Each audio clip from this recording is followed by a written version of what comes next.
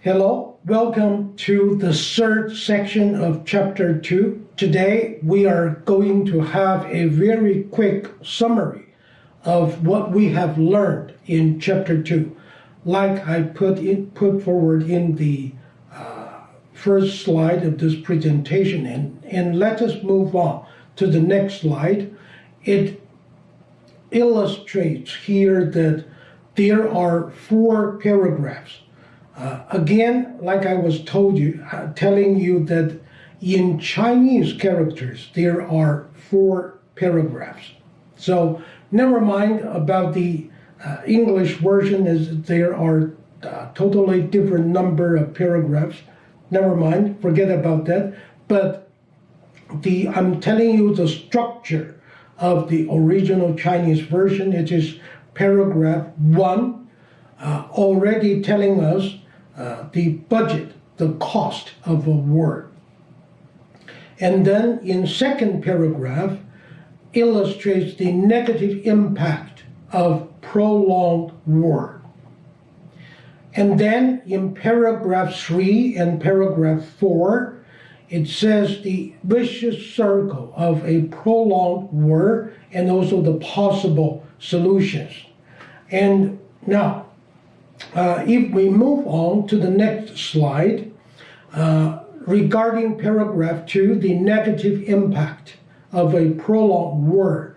In this paragraph, we were talking about stupid haste.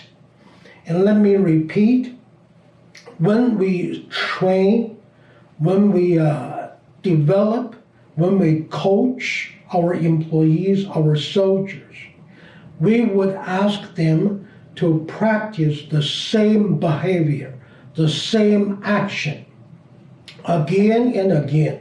It looks like we are very stupid. However, when we are once in the real battle or on the shop floor, we will be fast, efficient. Try to imagine or try to recall when you were learning to get your driving license. You practice again and again. And then now when you are a very skilled, very experienced driver on the road, whatever action, whatever behavior you are taking, you don't use your brain anymore because it is after so many times of practices. And we can perform very well. And also, this is stupid haste. Okay? Practice makes perfect. Now, don't rely or don't take our cleverness for granted. It's not gonna be durable. Please bear that in mind. So, if you don't have the practice enough, whenever you are in the real job on the shop floor or in a real battle in the field, you will for sure lose. So don't rely on our cleverness too much. For every action behavior, practice makes perfect. If we put it into the Western mentality or language. Now, in second paragraph, Sun Tzu was also telling us there is no instance of a country or a state having benefited from a prolonged warfare. He is telling people, whatever we do, we must make it efficient, effective. And also the third key point in paragraph 2. Sun Tzu was trying to tell us there are pros and cons, or if we use Sun Tzu's word, evils of a war or profits of a war. So sometimes when we want to get the benefits, when we want to get the profits, when we want to get the gains too much, it is possible for people to ignore, to forget, to neglect the evils of something. So a warfare is a two-edged weapon in one word. Now, Let us move on to the next slide, talking about paragraph 3 and paragraph 4.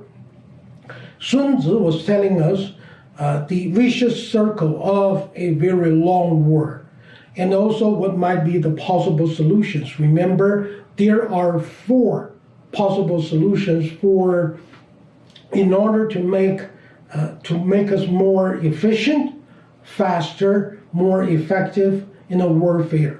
First, bring enough supplies from home. Second, trying to forage on the enemy. Number 3, motivation of the soldiers. And number 4, a very competent leader of the army, generals, commanders, etc. Putting all of these together, we will make sure that our victory is efficient and speedy. And then, having talked about efficient victories, Sun Tzu also trying to tell us we must be effective at the end of the day as well. He used the word using the conquered foe to augment our own strengths. Like I put forward as an example, we try to avoid this kind of situation. We kill 1,000 soldiers of our enemies. However, it brings ourselves 800 casualties. That is meaningless, senseless at all. Okay, with this, we've come to the end of chapter 2. Next time, we are going to look at chapter 3, attack by stratagem. And thank you very much for your patience. Again, please kindly subscribe, give me a like, and forward this to your friends if you think it is helpful for your business running or the understanding of the book, The Art of War. Thank you very much again. See you next time.